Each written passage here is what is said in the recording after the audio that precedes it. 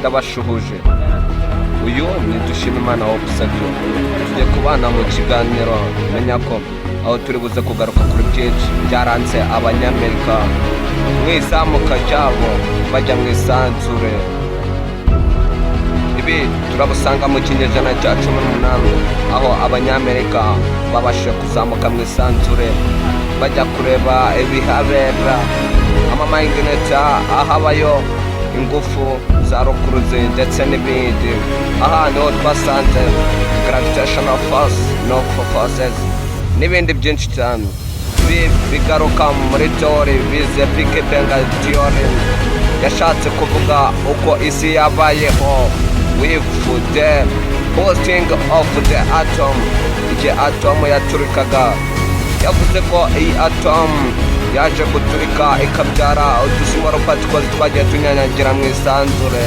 Utwo dusmall particles akaba ari two twabaye imbabuturo yo kuba kuri iyi si, ndetse kwezi n'izuba ndetse n'iyindi mubumbe usanga muri solar system ko ari 9. Aha umunyamerika bita Robert Etienne niwe waje kugira igitekerezo bwa mbere cyo kuzamuka mu isanzure. Ariko muri byinshi twagiye dusanga bamwe mu banyamerika bari badizagurikaga we nawe, gusa byinshi tubisanga mu gitabo bise The Notion Solar System. Iki gitabo kivuga byinshi ku banyamerika uko bazamutse mu isanzure, na bwa mbere na mbere bohereza icyogajuru hejuru mu kirere. Reka twandike ikiganiro cyacu.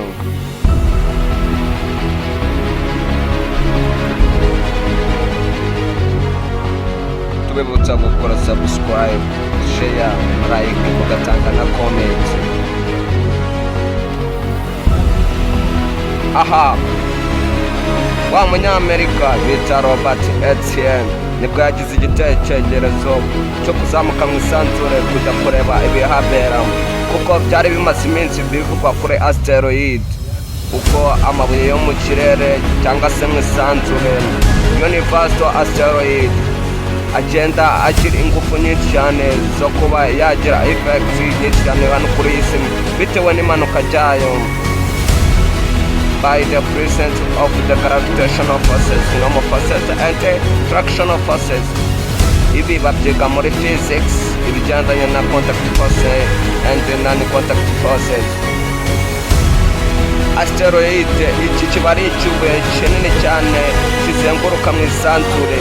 Ibi bibuye bitari mu isanzure izuba ryakabaye ryaratwishe, ariko ibi bibuye nibyo bigenda bigabanya imirasire myinshi y'izuba kugira ngo itaza kugira effect ku binyabuzima ndetse n'abantu batuye iyi si yacu. Asteroid, iyi ni siyanse yigisha ku mabuye aba mu isanzure. Nuko tubizi isi izenguruka izuba naho ukwezi kukazenguruka isi. Ibi nibyo bita orbito. Mu kinyejana cya 18 nibwo Robert Etienne we na Kanama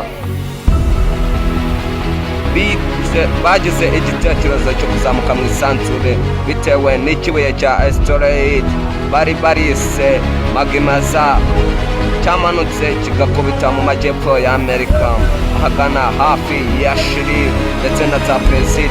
Icyo kibuye cyabashije kwangiza byinshi, ariko nticyangije cyangwa se ngo cyice abantu benshi, ahubwo bakiyobejeje mu mazi mu nyanja ya Atlantic.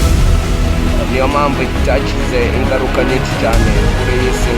Ariko iki kibuye kiba gifite imbaraga nyinshi cyane ku buryo zatigeze isi kigatera icyo bise earthquake, isi igatigita.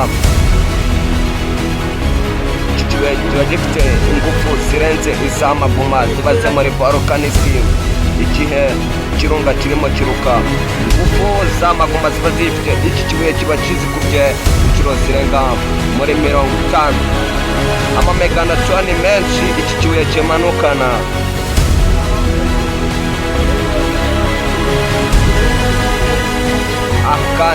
nibwo abanyamerika baje kuzamura icyogajuru cya mbere mu isanzure mu gihumbi kimwe magana 887 nibwo icyogajuru cya mbere cyabashije kugera mu isanzure, naho ibindi byose babikoreraga bakoresheje kuri satelite iri naturel isangwa mu kwezi. Aha mu kwezi hari gravitational forces. Iyo umuntu arimo agenda icyo bise footing, naba agomba kuzamura ikirenge, kuko akizamuye ko tuzi ko gravitational forces iyo uzamuye ikirenge yo igwana nawe no kugira ngo ukimanure, ariko mu kwezi siko bimeze, nyaboneka siko bimeze, ahubwo iyo uzamuye ikirenge ko gravitational forces irakugura, kuko ntabwo ibi hasi ahubwo ibi hejuru. Ubwo uramutse ugenda nk'uko hano ku isi tugenda, niwava mu kwezi waguma uhagaze. Orbital ground system, ibi tubisanga mu bijyanye na cloud system, aho bigisha uko ibicu bigenda byizengurukaho ubwabyo, aribyo dusanga no muri precipitation.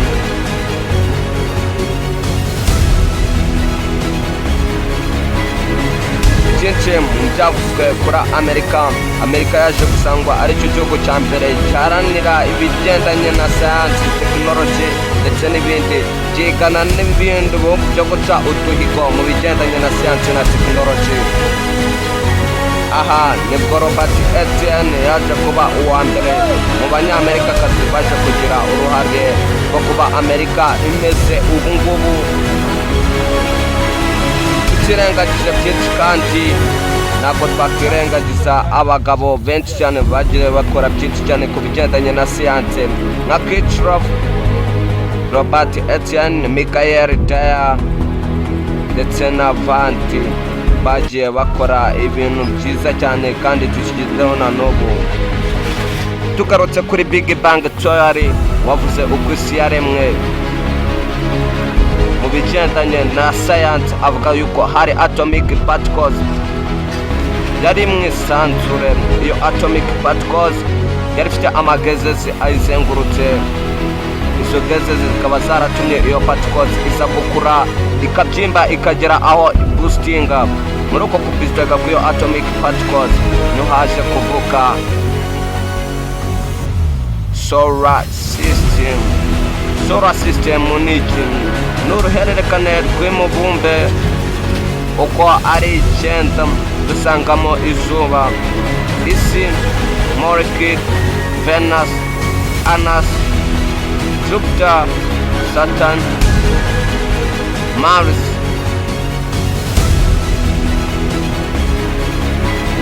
Iyi mibumbe uko ari 9 n'uruhererekane rwayo, zose zikoze kugeraho izuba.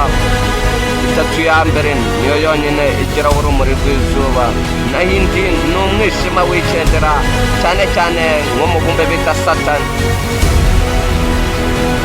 nta rumuri na rumwe ruhaba.